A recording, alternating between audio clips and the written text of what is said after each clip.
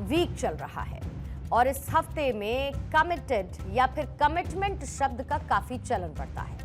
अक्सर लोग अपने रिलेशनशिप को अलग अलग कैटेगरीज में रखते हैं और कैजुअल से कमिटेड तक का सफर तय करते हैं। अगर सीरियस रिलेशनशिप नहीं है तो फिर इसे कैजुअल कहा जाता है। बोला जाता है कि आगे जाकर रिश्ते को मजबूत करने का प्लान कर सकते हैं और दूसरा शब्द हमने आपको बता ही दिया। खैर, आज हम इन्हीं में से एक शब्द का एनालिसिस करेंगे कि आखिर इंडिया और यूएस डील में कैसे और क्यों कमिटेड शब्द को बदला गया है। दरअसल हाल ही में अमेरिका और भारत के बीच ट्रेड डील हुई, जिसके बाद इसकी शर्तें और समझौते को पूरी दुनिया के सामने रिवील भी कर दिया गया। बाकायदा एक फैक्ट शीट जारी करते हुए आगे का पूरा फ्रेमवर्क क्या रहेगा यह भी समझा दिया गया। लेकिन अब इसी डॉक्यूमेंट का न्यू वर्जन दुनिया के सामने लाया गया, जिसमें कुछ मॉडिफिकेशंस किए गए हैं। यानी पहले जिन बातों को एक क्लियर कहा जा रहा था कि ये बातें क्लियर है, अब उन्हें या तो हटा दिया गया है या फिर इसे बदल दिया गया है। अब इस शीट में जो बदलाव हुए वो भारत के लिए फायदेमंद साबित होंगे या फिर इससे ज्यादा फर्क नहीं पड़ेगा, समझना ये भी जरूरी है। क्योंकि पहले कुछ मामलों में ऐसा लग रहा था कि अमेरिका भारत पर दबाव बना रहा है क्या, लेकिन अब इसी को बदल दिया गया है। कह ये सकते हैं कि भारत के लिए इस डील को लेकर दोहरी खुशखबरी वाला माहौल है। अब पहला सबसे बड़ा बदलाव दाल को लेकर है। असल में पहले यह कहा गया था कि भारत अमेरिकी इंडस्ट्रियल और एग्रीकल्चर प्रोडक्ट्स पर टैरिफ या तो कम करेगा या पूरी तरीके से खत्म करते हुए जीरो कर देगा। इसमें पल्सेस भी शामिल थी। अब जो नए डॉक्यूमेंट्स हैं उससे दाल का जिक्र हटा दिया गया है। अब इसको हटाने से भारत के कई करोड़ पल्सेस के किसानों को राहत और सुरक्षा मिलती हुई नजर आएगी। भारत में क्योंकि दाल एक संवेदनशील एग्रीकल्चर प्रोडक्ट है, अगर अमेरिका से सस्ती दालें आने लगती तो आप सोचिए भारत के किसानों की आय पर इसका कितना असर पड़ता। यानी भारत ने कृषि क्षेत्र में अपनी सेंसिटिव कैटेगरी को इसी के साथ सिक्योर कर लिया है। जब ट्रेड डील हुई थी तो उस वक्त कई एक्सपर्ट्स ये आकलन कर रहे थे कि इस डील में अमेरिका दबाव बनाने में सफल रहा। विपक्ष भी यही कह रहा था। उसका यह आरोप था कि भारत सरकार अमेरिका के सामने झुक गई। लोकसभा में भी नेता प्रतिपक्ष राहुल गांधी कई गंभीर आरोप लगाते हुए सरकार से सवाल पूछ रहे थे, जिसे लेकर सियासी भूचाल भी आया।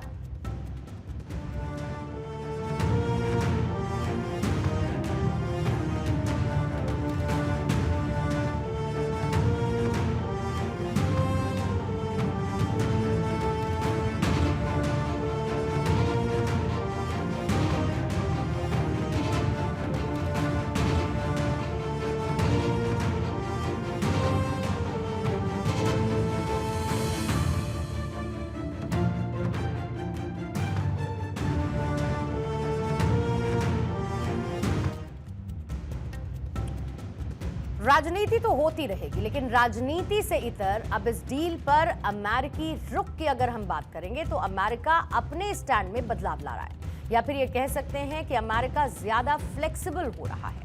बहरहाल हम आपको ये भी बता रहे हैं कि एक दोहरी खुशखबरी भारत को मिली। एक का हमने पहले जिक्र कर लिया है, अब दूसरी खुशखबरी क्या है। 500 अरब डॉलर की खरीद को लेकर भी नए डॉक्यूमेंट में लैंग्वेज बदल गई है। पहले यह लिखा था कि भारत अमेरिका से 500 अरब डॉलर का सामान खरीदने के लिए कमिटेड है। अब इसे बदलकर इंटेंड कर दिया गया है, यानी कहा यह गया कि भारत ऐसा इरादा रखता है। अब शब्दों के सिलेक्शन में हुआ ये छोटा सा बदलाव बड़े असर की तरफ साफ इशारा करता है। लीगल और डिप्लोमेटिक एस्पेक्ट से ये एक बड़ा अंतर पैदा करेगा। इसका मतलब साफ है कि ये कोई मैंडेटरी कॉन्ट्रैक्ट नहीं है कि भारत को इतने का सामान खरीदना ही है।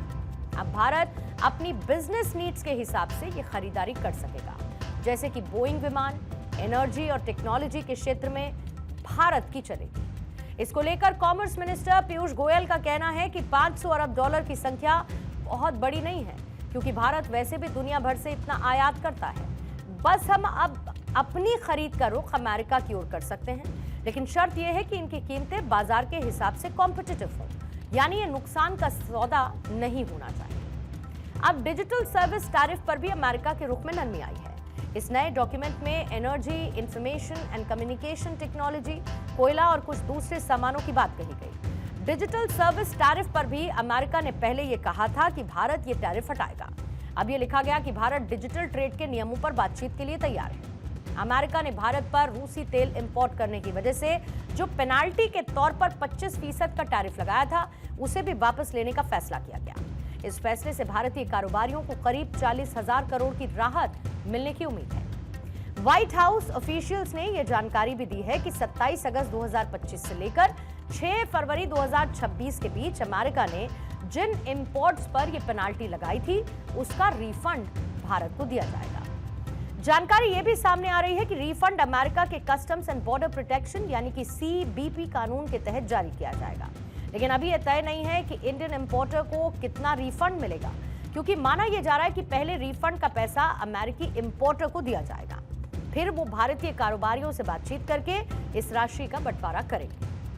Joint statement which the US had put out, it had mentioned an intention of India to purchase $500 billion of goods over the next 5 years. Intention. On Monday, when the State Department put out, they said it's a commitment.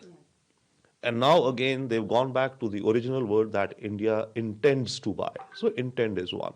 Secondly, in this list of intent to buy, there were other items, defense, aviation, energy, but there was no mention of agriculture.